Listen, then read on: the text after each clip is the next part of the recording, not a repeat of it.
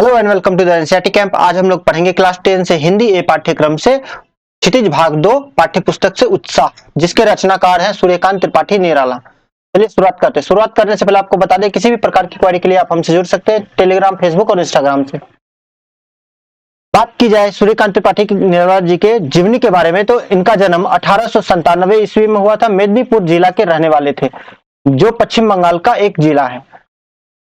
निराला जी के काव्य की कुछ विशेषताएं रही है। निराला, आपको पता होगा, निराला जी जो है वो छायावादी कवि थे।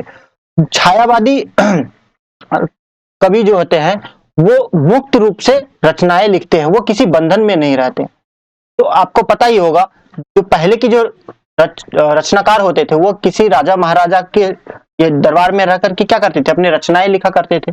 वो उसी के खास रचनाएं लिखना पड़ता था, वह मुक्त रूप से रचनाएं नहीं रच पाते थे। लेकिन छायावादी काल में क्या हुआ कि जो रचनाकार है वो मुक्त रूप से अपने रचनाओं को लिखना प्रारंभ किया, जिसमें आपको देखने को मिलेगा कि जो अधिकतर रचनाकार होते हैं वो प्राकृतिक चीजों पर अधिक रचना लिखा या अपने राष्ट्रवाद के ऊपर जो रचनाएं लिखे हैं, तो ऐसे रचनाकार आपको देखने को मिल जाएंगे। तो बात की जाए इन निराला जी की पहली रचना के बारे में, तो जूही की कली इनका प्रमुख एक पहली रचना है। और इसके अलावा भी अनामिका, परिमल और गीतिका जैसे रचनाएं जो है वो बहुत ही महत्वपूर्ण इनकी रचनाएं हैं। तो चलिए उत्साह पढ़ लेते हैं। बादल गरजो, घेर घेर घोर गगन धराधर ओ, ललित ललित काले घुंघराले, बाल कल्पना कैसे पाले, विद्युत छवि उर्मे कवि नवजीवन वाले, वज्र छिपा नूतन कविता, फिर भर दो बादल गरजो। इसकी व्याख्या देख लेते हैं। बादल गरजो, घेर घेर घोर गगन धराधर ओ। तो इस पंक्ति के माध्यम से रचनाकार क्या कहने की कोशिश करते हैं, आपको पता होगा उत्साह एक आह्वान गीत है। आह्वान गीत है तो आह्वान कर रहा है। आह्वान मतलब क्या होता है, किसी को बुलाना, आह्वान करना, आह्वान कर रहे हैं। तो यहां निराला क्या कर रहे हैं, बादलों का आह्वान कर रहे हैं। हम बादलों का आह्वान कब कर रहे होते हैं, जब भीषण गर्मी पड़ रही होती है। तो भीषण गर्मी पड़ रही है, उसी की वजह से क्या कर रहे हैं निराला, बादलों का आह्वान कर रहे हैं, बादलों को बुला रहे हैं। तो देख लेते हैं। प्रस्तुत पंक्ति में महाकवि निराला क्या कर रहे हैं, बारिश होने के पहले के दृश्य का वर्णन कर रहे हैं। जब बारिश होने से पहले का जो दृश्य है वो कैसा लगता है, अद्भुत लगता है देखने में। तो उसी का वर्णन करते हुए बोल रहे हैं, हे बादल आप आओ और आकाश में क्या करो, घोर गर्जना के साथ पूरे आकाश को क्या कर लो, घेर लो। तो इस तरह से आह्वान कर रहे हैं। फिर दूसरी पंक्ति में कहते हैं, ललित ललित काले घुंघराले, बाल कल्पना कैसे पाले। यानी कि जो बादल का स्वरूप का वर्णन कर रहे हैं। तो बादल का स्वरूप कैसा होता है, अगर बादल को आप देखोगे तो उसका स्वरूप कुछ घुंघराले टाइप के होते हैं। तो जो बच्चे होते हैं, बालक होते हैं, उनके जो घुंघराले बाल होते हैं उनके समान बादल आपको देखने को मिलेगा। तो वही बोल रहे हैं, ललित ललित काले घुंघराले, अब बाल कल्पना कैसे पाले। जो बालक होते हैं उसकी वो अबोध होते हैं और उनका जो मन है बहुत चंचल होते हैं। बचपन में वो क्या करते हैं, मधुर मधुर कल्पना कर देते हैं। यानी कि उनके मन में कुछ अच्छा करने के, भविष्य में कुछ अच्छा बनने की चाहत रहती है। तो ठीक वैसे ही कवि कह रहे हैं कि जो बादल हैं उसके हृदय में वज्र के समान बिजली है, जो क्या कर सकते हैं, नई सृष्टि को जन्म दे सकते हैं। अतः निराला जी बादल को नई सृष्टि को जन्म देने का आह्वान कर रहे हैं।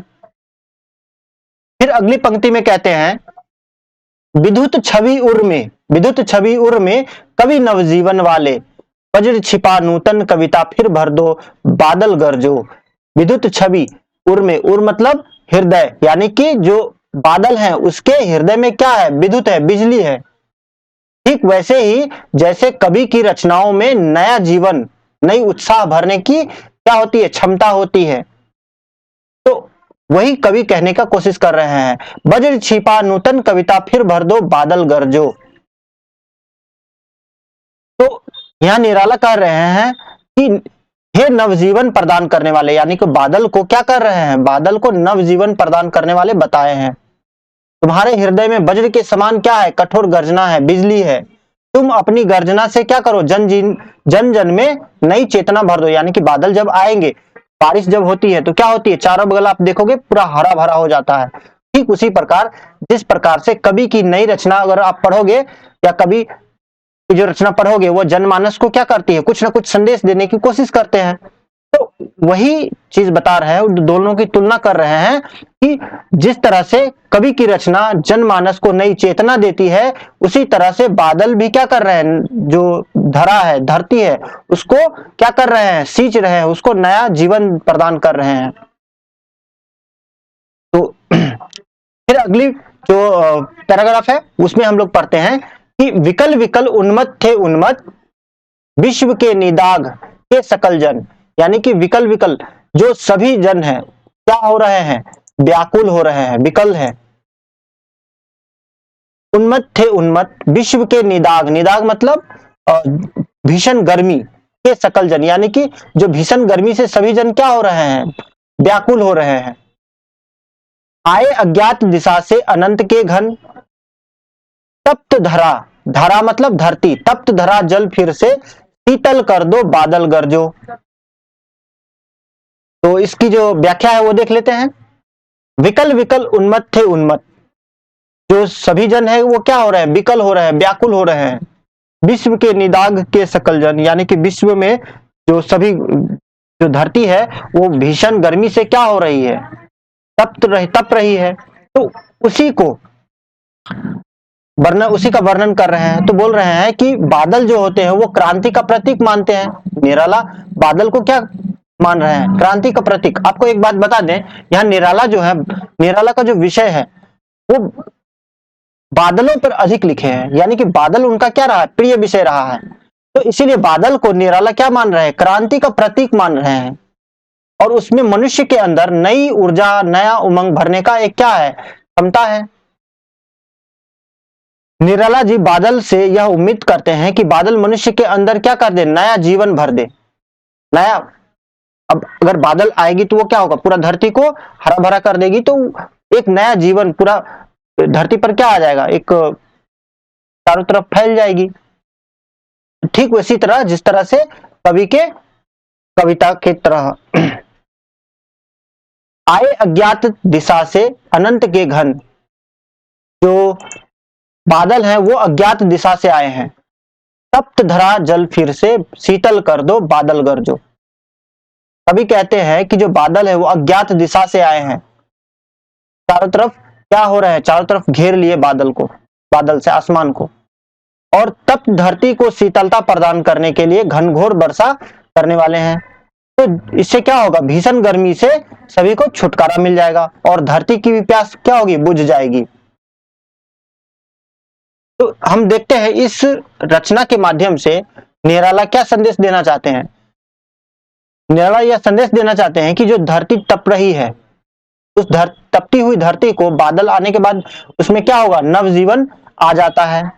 और मनुष्य को भी ठीक उसी तरह अपनी समस्याओं से हार नहीं मानना चाहिए, बल्कि क्या रहना चाहिए, अपने पर भरोसा रखना चाहिए और मेहनत करते रहना चाहिए, जिससे क्या होगा, आगे चल के उसका फल जरूर मिलेगा। ठीक उसी तरह से जिस तरह से बादल आने के बाद धरती भी हरी भरी हो जाती है, तो उनके मन में भी क्या, उनके जीवन में भी एक नयापन आएगा। तो ये रही कुछ शब्दार्थ, आप देख लेंगे। आई होप यह आपको जो कविता है इसके सारांश समझ में आई होगी। मिलेंगे अगले वीडियो में, धन्यवाद।